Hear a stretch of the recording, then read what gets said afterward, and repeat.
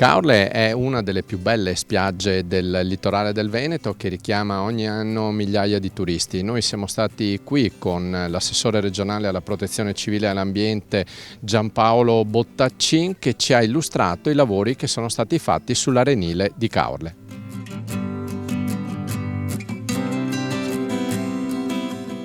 Giampaolo Bottaccin, assessore regionale protezione civile e ambiente, un intervento importante qui sul litorale di Caorle. Di che cosa si tratta?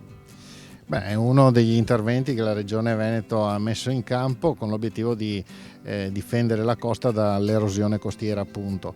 E in questo caso si tratta di un intervento che vale oltre 2 milioni di euro, 2 milioni 250 mila euro, che consiste nella realizzazione di 4 pennelli a mare più un ripascimento meccanico, quindi con un apporto meccanico di sabbia, e poi l'installazione di un geotubo che ha anche questo il compito di ridurre l'erosione costiera. L'obiettivo di questi interventi è quello di difendere la costa e di garantire anche nel contempo, con l'occasione, anche una maggior fruibilità da parte dei turisti della costa stessa. La progettazione dei lavori è stata fatta in house e questo ha a significare che c'è stato un grande lavoro della Regione, una regia a cui hanno collaborato tutti. Sì, assolutamente sì. Il Genio Civile di Venezia è intervenuto con la progettazione, con l'assegnazione dei lavori, peraltro lavori che sono stati eseguiti da un'azienda veneta, e quindi a conferma del fatto che ci sono anche delle eccellenze in questo campo nell'ambito della difesa costiera, dell'idraulica, insomma tutto quello che conosciamo già.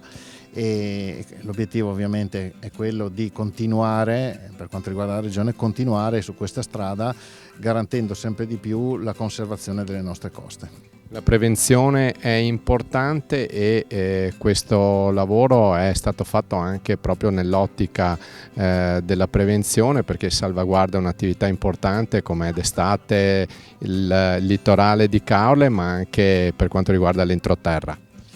Sì, assolutamente sì. Per quanto riguarda le coste, noi abbiamo già da tempo un rapporto con l'Università di Padova, con il professor Wall, che è uno dei massimi esperti sulla difesa costiera, e ci ha confermato che il ripascimento meccanico non sarà mai eliminabile del tutto, ma il nostro obiettivo è quello di ridurlo al massimo con opere infrastrutturali come quelle che si possono vedere alle mie spalle. Oltre a questo si interviene per quanto riguarda gli aspetti dell'idraulica e della difesa del suolo su tutto l'entroterra, e ogni anno investiamo 40 milioni di euro circa sulla manutenzione, più tutta una serie di altri interventi strutturali, quindi investimenti consistenti. Basti pensare che negli ultimi anni abbiamo investito quasi 2 miliardi di euro in opere di difesa del suolo che hanno già dimostrato la loro efficacia.